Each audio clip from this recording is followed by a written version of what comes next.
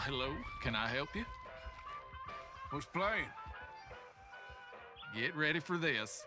Saviors and Savages, a trip around the world. Ticket, please. Okay, head on in. Tent to your left.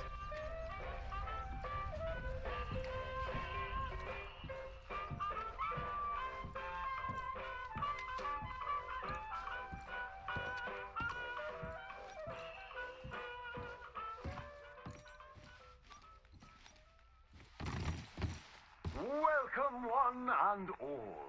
I'm going to take you on a journey around the world to parts unseen by most men. Why, I have traversed the great lands and oceans of the globe and bring you sights and scenes from places far away. Yes, a great deal of the world is populated by unwashed savages that don't have the decency to cover their reproductive organs. First, to jolly old England. You may wonder why, when you meet a British person, they have tiny red eyes, big ears, and long noses. We can now reveal the truth. Since the opening of the Underground Railroad system 30 years ago, the entire of London has moved beneath the earth. Just think of the joy children must feel being able to play unfettered by rain or refinery smoke. They are a dignified people, living among stalagmites in their dainty hats. And they have an underground king who worships an underground garden gnome. Have any of you been to New York City? It seems like the whole world is ending up on that tiny island. Now there's Lady Liberty, a marvelous statue.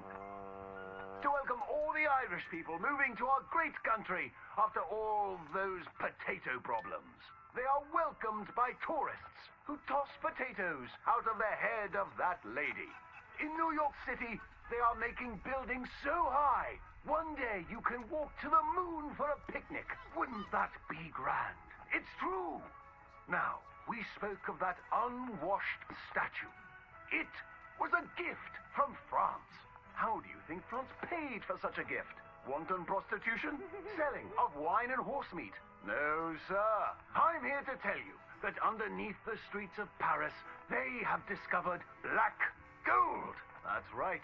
And a few years ago, Gustave Eiffel of the Eiffel Oil Company built the tallest oil derrick in the world. Yes, all around Paris, you will find that thick business. It ignites like brandy, which is why so many French aristocrats drink it as an aperitif to aid digestion. The women of France are dainty and fair of skin, partially because they use that crude oil to bathe in, anointing and greasing their bodies, often before committing sinful pleasures of the flesh. Places that don't change their ways are falling behind. Visit the streets of Italy, and there is literally nobody left. The churches are empty. There's nobody drinking tiny coffees and slurping spaghetti in the streets. The Italians have never been known for good architecture, and their crooked buildings are falling over. Where have all the hairy women and men gone? Where are them Italians? It is one of the world's great mysteries. You may have heard talk of a horseless carriage being invented, powered by whale oil, vapors, or demons.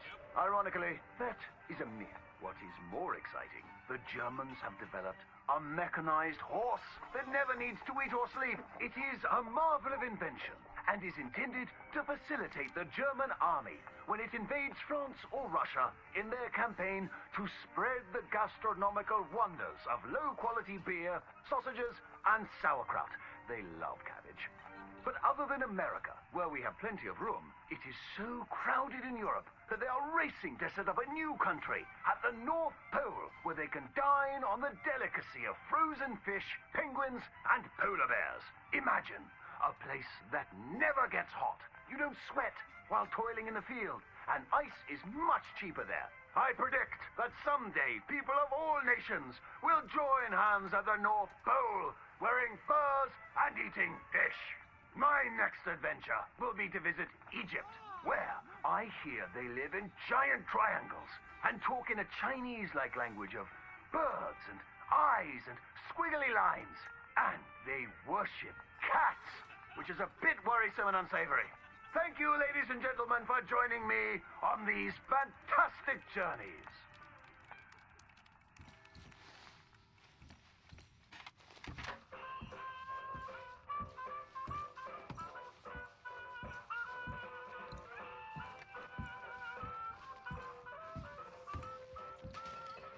走喽。